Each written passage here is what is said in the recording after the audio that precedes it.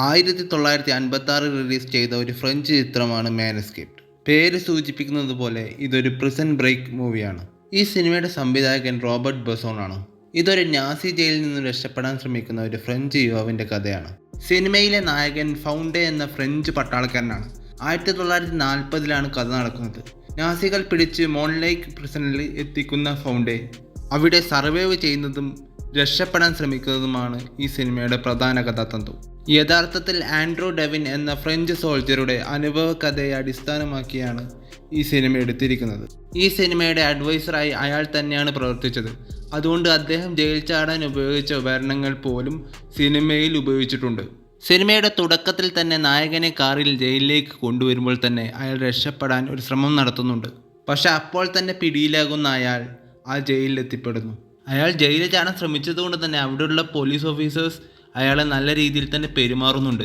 ഈ പെരുമാറ്റം 2-3 ദിവസം തുടർന്നു. പിന്നീട് കുറേ ദിവസം കഴിഞ്ഞതിന് ശേഷം അയാൾക്ക് ഭക്ഷണം കഴിക്കാൻ വേണ്ടി കൊടുക്കാൻ തുടങ്ങി. പക്ഷേ ഭക്ഷണം കഴിക്കുന്ന സമയത്ത് കിട്ടിയ സ്പൂൺ അയാൾ എടുത്തു വെക്കുന്നു. അയാൾ ആ സ്പൂൺ ഷാർപ്പ് ചെയ്ത് അയാൾ കിടക്കുന്ന സെല്ലിൻ്റെ വാതിൽ പൊളിക്കാൻ തുടങ്ങുന്നു. തുടർന്ന് ജയിലിലെ മറ്റ് സ്ഥലങ്ങളിലുള്ള കാര്യങ്ങൾ ശബ്ദത്തിലൂടെ മാത്രം തിരിച്ചറിഞ്ഞും തൻ്റെ ചിന്തകൾ നറേഷനിലൂടെ പങ്കുവച്ചും അയാൾ രക്ഷപ്പെടാനുള്ള പ്ലാനുകൾ മെനയുന്നു. എല്ലാ പരിശ്രമങ്ങൾക്കും ഒടുവിൽ അയാൾ ജയിൽ ചാടുന്നതാണ് ഈ സിനിമയുടെ പ്രധാന ഭാഗം. മറ്റ് പ്രിസൺ ബ്രേക്ക് സിനിമകളിൽ നിന്നും മാനസ്കേപ്ഡ് വളരെ വ്യത്യസ്തമാണ്.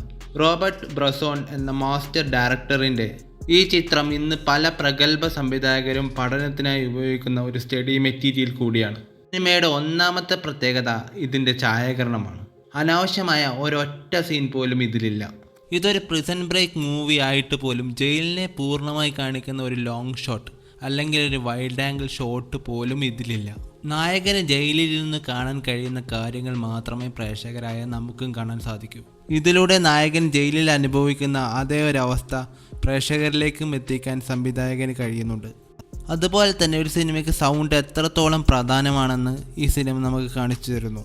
ഒരു സീനിന് പോലും ഇമ്പാക്റ്റ് കൂട്ടാനായി യാതൊരു തരത്തിലുള്ള അനാവശ്യമായ സൗണ്ടോ ബാക്ക്ഗ്രൗണ്ട് സ്കോറോ ഒന്നും ഇതിൽ ഉപയോഗിച്ചിട്ടില്ല. ഉദാഹരണത്തിന് നായകൻ സ്പൂൺ ഷാർപ്പ് ചെയ്യുന്ന സീൻ, അവിടെ സ്പൂൺ എറിയുമ്പോൾ ഉണ്ടാകുന്ന യഥാർത്ഥ ശബ്ദം മാത്രമേ ആ സീനിലുള്ളൂ. ജയിൽ പുള്ളികൾ മുഖം കഴുകാൻ പോകുന്ന സ്ഥലത്തിൻ്റെ ഒരു വൈഡ് ഷോട്ട് പോലും കാണിക്കുന്നില്ല. എങ്കിലും വെള്ളം വീഴുന്ന ഓഫ് സ്ക്രീൻ സൗണ്ട് ഉപയോഗിച്ച് ആ പരിസരം നമുക്ക് വിഷ്വലൈസ് ചെയ്യാൻ സാധിക്കുന്നുണ്ട്. ഈ സിനിമയിലെ ഓഫ് സ്ക്രീൻ സൗണ്ട് ഉപയോഗം വളരെ മികച്ചതാണ്. സ്ക്രീനിൽ സംഭവങ്ങൾ കാണിക്കാതെ തന്നെ ശബ്ദം വെച്ച് കാര്യങ്ങൾ വിഷ്വലൈസ് ചെയ്യിപ്പിക്കുന്ന ടെക്നിക്ക് വളരെ നന്നായി ഇതിൽ ഉപയോഗിച്ചിരിക്കുന്നു. കാറിൽ വെച്ച് നായകൻ രക്ഷപ്പെടാൻ ശ്രമിക്കുമ്പോൾ ക്യാമറ നായകനിരുന്ന സീറ്റിൽ തന്നെ ഫോക്കസ് ചെയ്യുന്നു.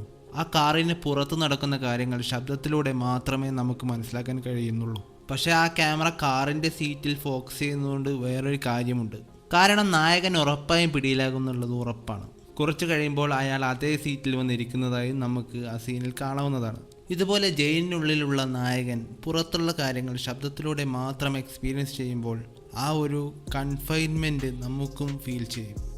നായകൻ്റെ ചിന്തകളും തന്ത്രങ്ങളും നമുക്ക് മനസ്സിലാക്കി തരുന്നത് നറേഷനിലൂടെയാണ്. ഷോഷാങ്ക് റിഡംപ്ഷൻ പോലെയുള്ള ഒരു കൊമേഴ്ഷ്യൽ സിനിമയല്ല ഇത്. ഇതൊരു ആർട്ട് സിനിമയാണ്.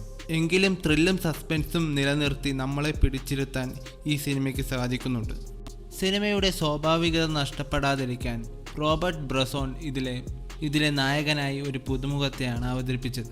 എന്നാൽ ഈ സിനിമ കണ്ടു കഴിഞ്ഞാൽ അയാളുടെ ആദ്യ ചിത്രമാണെന്ന് തോന്നുകയേയില്ല. അപ്പോൾ ഈ ചിത്രം നിങ്ങൾ കണ്ടിട്ടില്ലെങ്കിൽ ഒന്ന് കാണാൻ ശ്രമിക്കുക. വീഡിയോ ഇഷ്ടപ്പെട്ടാൽ ലൈക്ക് ചെയ്യുക, പിന്നെ ഹൈപ്പ് ചെയ്യാനും മറക്കരുത്.